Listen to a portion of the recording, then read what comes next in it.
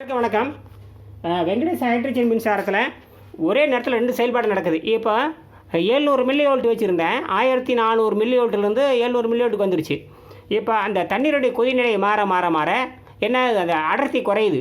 அடர்த்தி குறைய தானாகவே 453 மில்லி வோல்ட்டுக்கு வந்துடுது. இப்போ என்ன நடந்துட்டு பாருங்க. நீங்கள்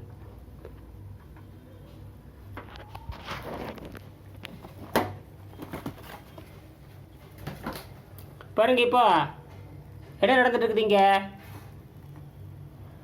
இங்கே வந்து தண்ணீர் வந்து 81 டிகிரி தாண்டுது. இப்போ மின்னார் போக்கு நடந்துகிட்டு இருக்குது இந்த இடத்துல, புரியுதுங்களா?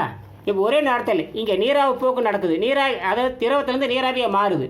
அப்போ நீராவியாக மாறுற இடத்துல மின்சாரம் குறைந்த தேவை தான். அப்போ மின்சாரம் உள்ளே போது ஹைட்ரஜனாக பிரியுது, ஆக்சிஜனாக பிரியுது. இனி அடுத்து இதை எடுத்து பிடிச்சி பார்த்துட வேண்டியது தான். மின்னார் பப்பு தப்புன்னு சொல்கிறதுக்கு என்னது காரணம்? எப்போ மின்னார் பப்பு தான் நேரடியாக நெருப்பில் வைக்க மாட்டாங்க. இது புதிய கண்டுபிடிப்பு. ஏன்னா தண்ணீருடைய அடர்த்தியை குறைக்கணுங்கிறது விஷயம். நமக்கு வந்து மின் அழுத்தத்தை குறைக்கணுங்கிறது தான். மின் அழுத்தத்தை குறைக்கணும்னா நாம் என்ன பண்ணுறோம்?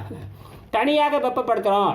பாத்திரத்தை வச்சு உலோக பாத்திரத்தை வச்சு பண்ண முடியாது. இது வந்து 550 டிகிரி தாங்கக்கூடிய ஒரு செயற்கை கண்ணாடி, போரோசிலிகேட் கண்ணாடின்னு சொல்லுவாங்க. இப்போ நான் 700 மில்லி வோல்ட் இருந்து 420 மில்லி வோல்ட் ஆகும். இங்கே மின்னார் பம்பு நடந்துட்டு இருக்குது. 85 டிகிரி இங்கே வந்துக்கிட்டு இருக்குது.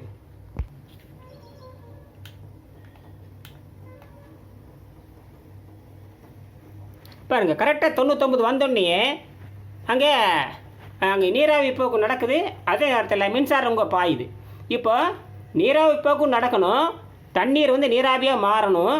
அது 110 டிகிரிக்கு மேலே போகாமல் பார்த்துக்கணும். அதே நேரத்தில் ஹைட்ரஜன் ஆக்சிஜன் பிரியணும். இப்போ மின்னார் போக்கு நடக்கிறனால இதை வந்து ஹைட்ரஜன் ஆக்சிஜன் நீங்கள் வச்சுக்கலாம். நீங்கள்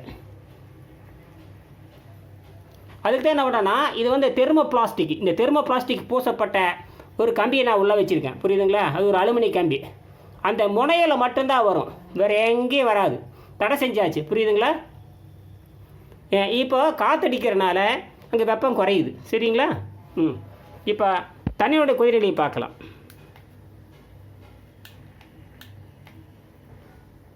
நூறு வந்திருக்கு இப்போ, சரியா? அந்த முனையை பார்த்து நான் தலைகளாக மாற்றிருக்கேங்க. மேல் நோக்கி வர்ற மாதிரி முனை வச்சுருக்கிறேன். அந்த மேல் நோக்கு மற்ற எல்லா இடத்துலையும் தெர்மோ பிளாஸ்டிக் நான் கொடுத்துருக்குறேன். இடது பக்கம் இருக்கிறது நெகட்டிவ் ஸ்டைல் இருக்குது, சரிங்களா? இந்த இருக்கிற கம்பி பாருங்கள். இந்த கம்பியில் பார்த்தீங்கன்னா இது வந்து இது நெகட்டிவ் சைடு, இது பாசிட்டிவ், இது எதிர்மறை நேர்மறை. இப்போ இதில் தான் வந்துக்கிட்டு இருக்கு பாருங்க. இங்கே இப்போ காற்று அடிக்கிறனால இங்கே மேலே காற்று இருக்குது பாருங்க. காற்று அடிக்கிற அது உள்ளே வந்து சுரட்டி அடிக்கிறனால மெல்ல பண்ணுது. நன்றி. மறுபடியும் நான் சொல்கிறேன், விளக்கம் சொல்கிறேன். ஒரே நேரத்தில் 2 செயல்பாடு, ஸ்பிளிட்டிங் அண்ட் பாயிலிங். இதுதான் இந்த மெத்தேடு. இது வந்து உலகத்தில் முதல் முறை முயற்சி. இது ஒரு பிரச்சனைக்கான தீர்வு. ஏன்னா தண்ணீரை எப்படி வேணால் சூடு பண்ணிடலாம். தண்ணீரை வெளியிருந்து சூடு பண்ணிட்டோம்னு வச்சுக்கோங்க. அப்போ எலக்ட்ரிசினுடைய தேவையை குறைச்சிடலாம், மின் அழுத்தத்தை குறைச்சிடலாம். மின் அழுத்தம் அதிகமாக போச்சுன்னா எலக்ட்ராய்டு கரைஞ்சி போயிடும், புரியுதுங்களா? அதிகபட்சமாக நம்ம 120 டிகிரிக்கு தாண்ட முடியாது. இப்படி வச்சுக்கணும்.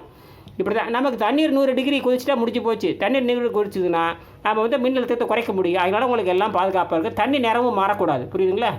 நன்றி.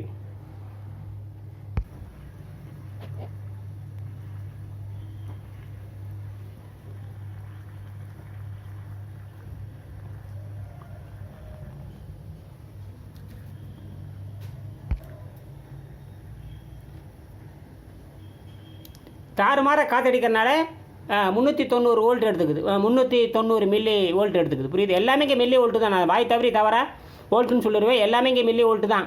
ஏன்னா 1500 மில்லி வோல்ட்டு கீழே குறைச்சி கொடுக்க முடியாதுங்கிறாங்க. இதுதான் Duncan and Starling England APL பாடத்தில் இருக்குது. இது நம்பர் அவங்களே என்ன கதின்னு பாருங்கள். நன்றி.